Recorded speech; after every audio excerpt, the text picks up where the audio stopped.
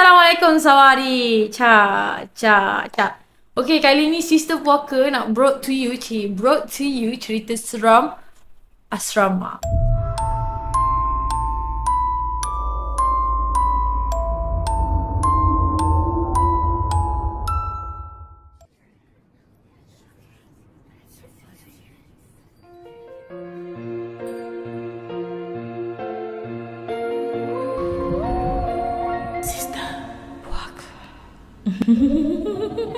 So, siapa je yang tak pernah asrama kat sini? Angkat tangan. Pernah. Asrama kat kondo, malas aku. Risau. Okay. So, Kena adalah seorang pelajar asrama daripada sekolah asrama. So, masuk UiTM pun asrama, masuk poli pun asrama. Lepas tu, tu je lah, takkanlah dah nak belajar pun duduk asrama kan. Memang Nanti tak kahwin lah. pun duduk asrama. Malas lah kan. Okay. So, guys, kalau korang masih lagi budak sekarang ni kan, form 1 nanti tengah terfikir-fikir nak masuk asrama ke tidak, masuk je kan. Masuk je. Kalau kawan kau cakap asrama tu berhantu ke apa, yang tu lagi lah kau kena masuk. Pengalaman mendewasakan. Ya, betul. So, cerita dia macam ni ya. Saya harap kawan-kawan sekolah saya lupalah saya sekolah sama-sama dengan anda. So, aku tak pernah buka lah cerita ni So, cerita dia macam ni ya. Tak ingatlah aku cerita dengan member aku ke. Rasanya aku cerita je dengan dorang-dorang ni. Okay, I banyak kali kena hempap dekat asrama tersebut. Okay. For the first time yang kena hempap adalah aku tidur dekat katil atas. Okay, dah berdeka. And then ada satu kawan aku ni yang dia agak rendah. Aku rasa kepala dia takkan sampai pun untuk sampai ke aku punya katil atas. Tapi malam tu dia datang seolah-olah dia ni tinggi, which is sampai kepala atas. Dan seorang lagi kawan aku yang kecil namanya Buri tau. Yang tinggi ni nama dia Pija. Tapi logik lah kot Pija tu. Cuma dia datang kan. Lepas tu dia cakap, ini Hanan. Jangan kacau dia. Dia dah cakap dengan Buri tu pandang aku kan. Hanan, jangan kacau dia. Takut dia nak kacau aku.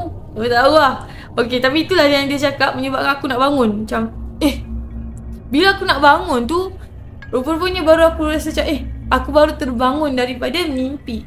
So, aku terbangun daripada mimpi. Aku nak bangun susah. Macam kena berat dada. Standard lah, kena hempap. Berat dada semua bagai. Aku dah gegar katil semua bagai. Semua tak ada siapa pun nak tolong aku. Sampailah aku boleh bangun sendiri. Lalas orang yang kena marah dekat aku. Macam marah. Macam asal tak siapa dengar apa aku panggil lah.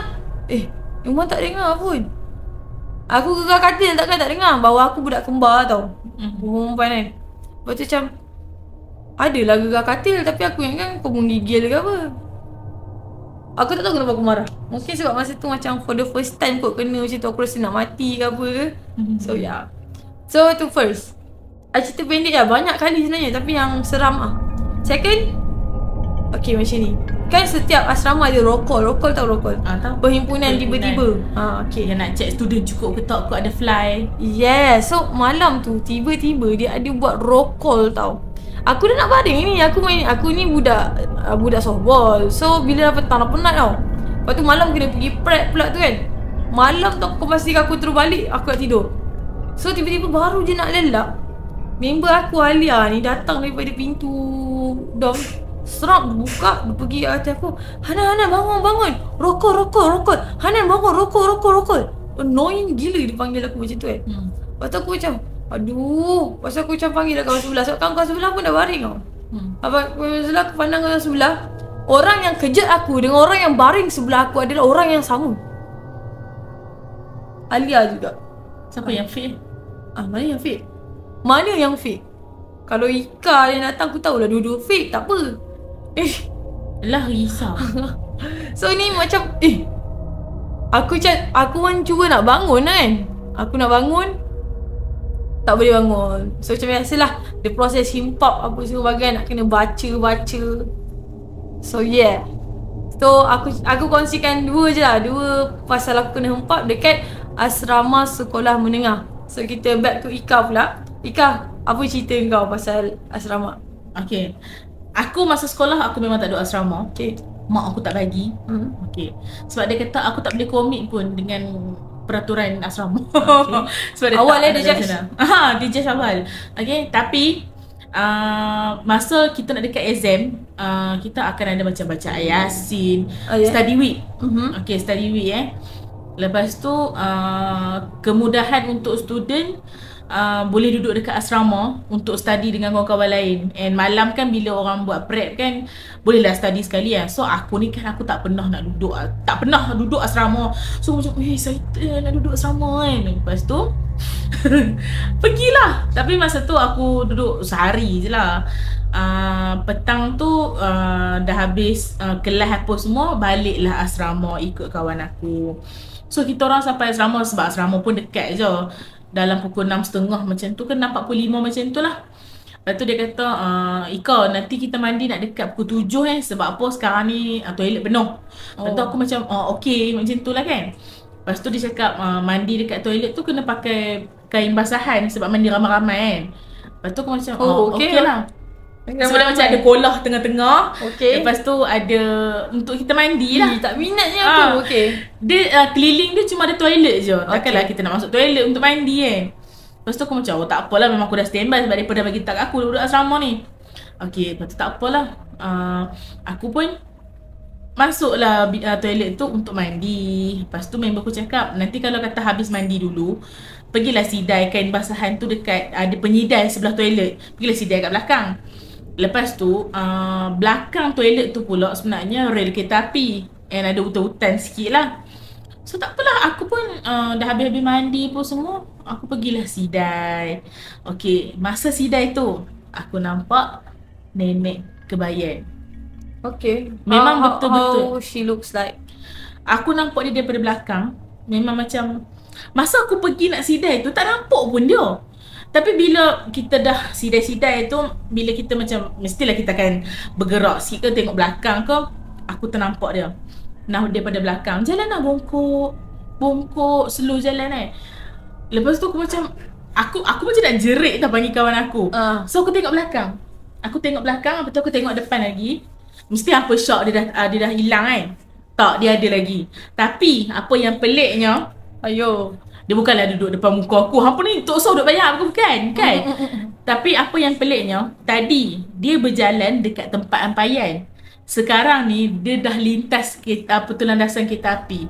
Persoalan dia, macam mana dia boleh tembus pagar sekolah? Dan kalau lintas pun macam mana dia laju sangat? Ya, sebab ni tempat ampaian. Lepas tu bukan penyidai, pagar sekolah.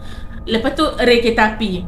And aku rasa rel kereta api tu macam agak tinggi untuk dia panjat Aku terfikir macam mana dia boleh lepas. Itulah first aku nampak nenek kebayan. Tapi aku rasa solid gila aku nampak masa tu. Cuma aku nampak dia daripada belakang. Itu first lah. Itu memang first pengalaman asrama sebab aku tak ada duduk asrama. Faham tu zaman sekolah kau lah.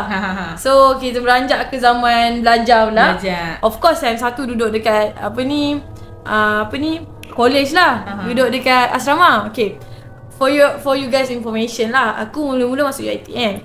Tapi UiTM ni macam clean sikit tau, sebab dia bangunan baru. Lepas tu duduk pun dalam macam, toilet is in the house. Biasanya macam kalau seram sikit ni, toilet kat luar. So bestnya UiTM, toilet kat dalam bilik ada dalam rumah ada 2 bilik. Dalam 2 bilik ada 4 orang. Untuk 4 orang ada 1 toilet. Memang bersih lah cakap kau. Tapi ada satu case di mana macam ada member ni, dia jarang je kejut orang solat tau. Tapi tiba-tiba member aku ni dia macam berlaku pada katil depan aku dan katil sebelah aku. Orang depan aku ni pergi kejut orang sebelah aku. Dia pergi kejut macam, bangun weh subuh. Bangun subuh. Seluruhnya aku cakap, bangun weh subuh. Bangun subuh. Tengah pakai telekong lah. Lepas tu macam member tu macam, aku tak tahu lah dia pergi solat ke tidak. Sebab sampai cerita dekat aku, macam dia beritahu lah, Zira kejut aku bangun subuh baru tadi kan. Lepas tu aku macam, sekejap aku rasa Zira tak balik. Aku rasa macam aku macam tu kan. Setahu aku lah, aku paling tidur lambat. Zira mana balik? Tapi tak tahulah kalau dia balik ke apa, nanti bagi tahu, tanya dia. So nak di check it out kan, bila Zira dah balik malam tu pula tau. Maksudnya dia pergi tidur kat rumah kawan dia, lepas tu dia pergi ke kelas, malam tu baru dia settle balik. Tanya dia, memang dia tak balik pun hari tu. So persoalannya siapa yang kejut subuh lah. Adakah itu jin juga? Jin lah, tapi tak tahulah jin baik ke apa kan. Kejut subuh kan. Orang selalu kata sejahat-jahat jin sejahat-jahat manusia sebaik-baik jin. Sebaik-baik manusia sejahat-jahat jin. Siapa pula baik dengan jahat? Sejahat-jahat jin tu sebaik-baik manusia. Sebaik-baik jin sejahat-jahat manusia. Maksudnya baik mana pun jin tu, dia setama taraf dengan jahat manusia. Bukan sejahat-jahat manusia sebaik-baik jin tu. Kan? Sebaik-baik jin sama taraf dengan jahatnya manusia. So jahat sama lah tu, benda terbalik je. Jangan cakap kata sebaik-baik jin sejahat-jahat manusia, kan? Aku kata sejahat-jahat manusia sebaik-baik jin. Komen dekat bawah apa yang betul. Okay, so maknanya aku rasa kan kita lagi jahat daripada jin ke apa? Aku pun tak pernah kejut orang solat.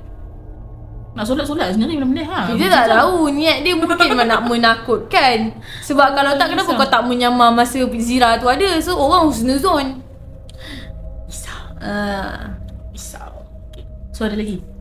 Okay, so macam mana kau zaman tadi kan, yang zaman kau duduk kondo tu macam mana? Asal dia trigger sangat. Tak, orang duduk asrama buruk-buruk je tau. Kau duduk kondo kan? Tapi kondo aku buruk sih. Tak. Dan berantu dalam hutan pula tu. It's not really buruk bagi aku, sebab aku pernah sampai sana. It's not really buruk. Bagi aku buruk sih. Yelah, taklah kau macam kondo zaman sekarang. Dia macam kondo-kondo lama macam flat, tu not lah. really flat, tapi flat tinggi. Lebih sikit ada flat.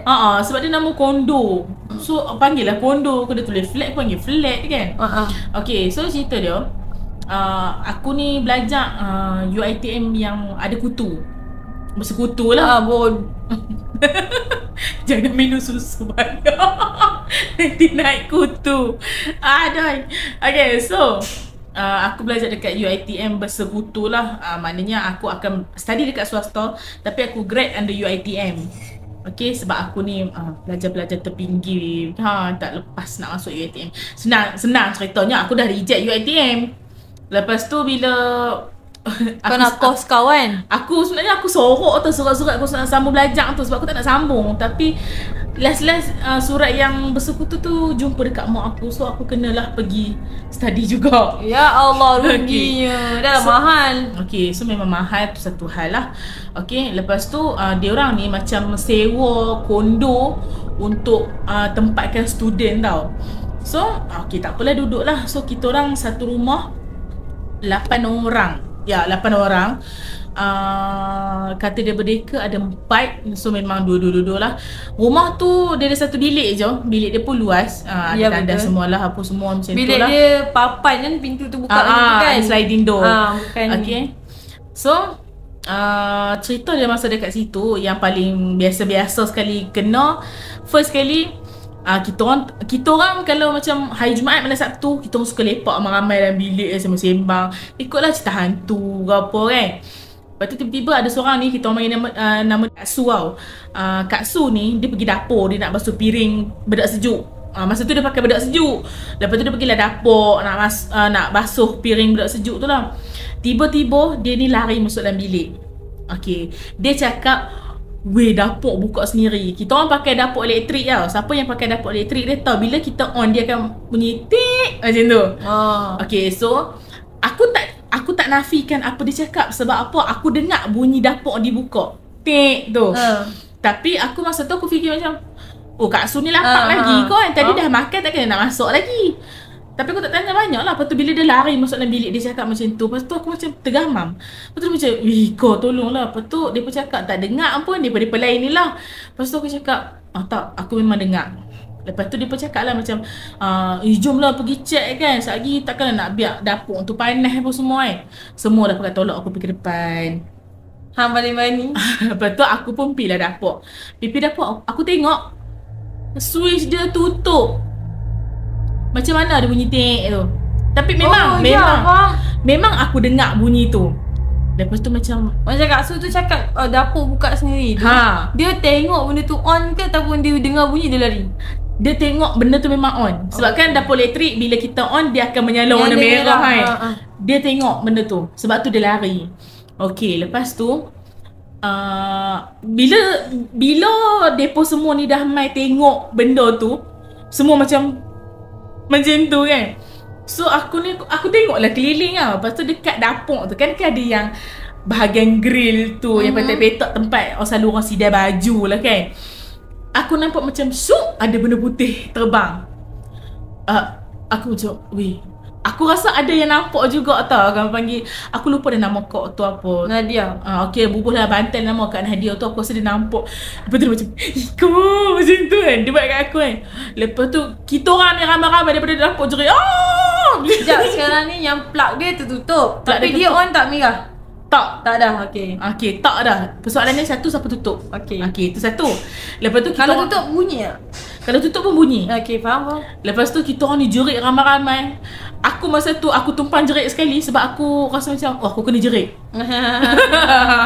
Bodoh lah. So aku pun menjerit. And then bila daripada dapur kita nak lari masuk ke dalam bilik, kita akan lalu depan sliding door ruang tamu. Masa tu pula ada benda berdiri dekat sliding door tu. Nampak perempuan. Lagilah kita macam macam tu kan. Masuk dalam bilik semua nampak. Masuk nak tumpang ni, dia nak tumpang masak tu. Aku sudah penat terbang. Lepas tu kita pun masuk bilik, tutuplah pintu sliding door bilik tu yang kayu tu. And then kita orang semua tolak katil rapat. Duduk dekat belah atas. Lepas tu kan belah atas? atas ni lah. Faham tak? Kan katil dia berdeka, duduk belah atas. Duduk belah atas? Oh, okey. Sebabnya masa tu bukan semua ada. Aku rasa ada 3 orang ke 4 orang macam tu yang balik rumah, yang mana duduk KL. Tak, benda nak gabat atas tu pula lama. Tak tinggi. Aku pun tak faham. Apa yang sanggup di atas? Apa yang kita orang fikir, ingat duduk atas tu hantu tak kacau. Macam tu. Lepas tu bila duduk atas kan sliding door tu kan ada kita boleh nampak kat luar kan. Sebab dia kayu, dia garis-garis macam tu. Oh, so ni katil yang belah luar lah ni? Bukan belah luar, maksudnya kita nampak ruang tamu. Okey, katil dia macam apa ni, sliding door dia macam ni. So daripada atas boleh nampak luar. Boleh nampak luar. Okey, dah faham. Okey. Bila kita orang dah masuk kat dalam bilik tu, masih macam diam macam tu tau. Diam. Lepas tu macam tutup mulut, sangat tutup mulut sendiri macam tapi nak jerit je macam tu kan. Lepas tu memang nampak. Nampak tapi bukan nampak perempuan. Kami nampak daripada sliding door berjalan lembaga hitam besar gila. Yang aku rasa kita dah duduk katil dia berdeka, and aku rasa dia sama tinggi dengan katil dia berdeka tu.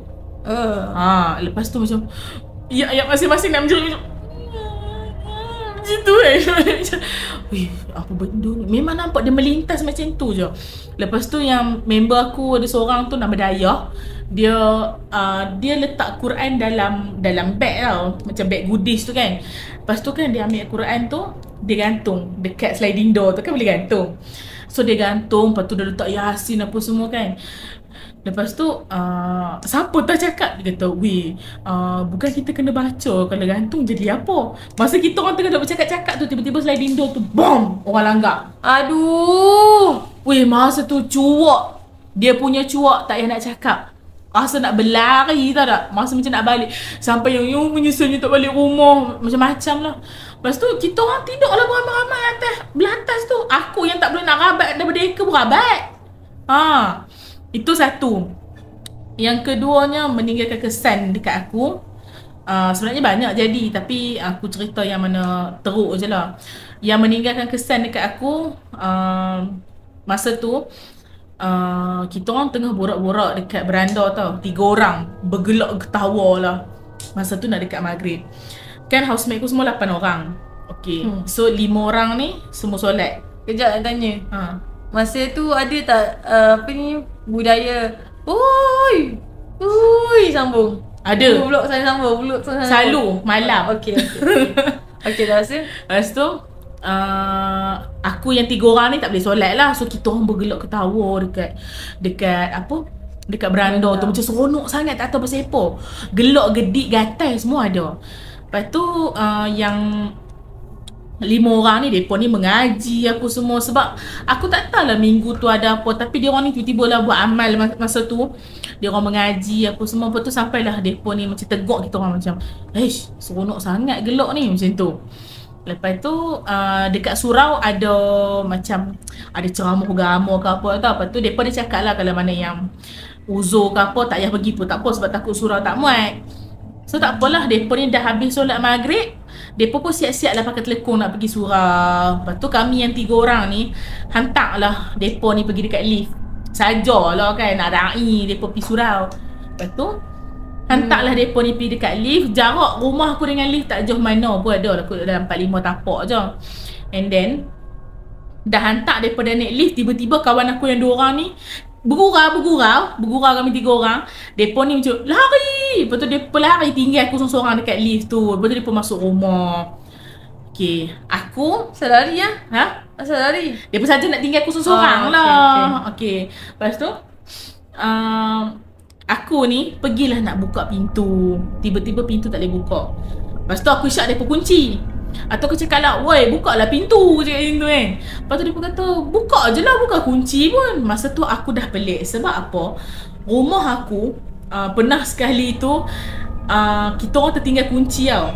Disebabkan nak buka juga rumah, kita orang kena umpil pintu tu.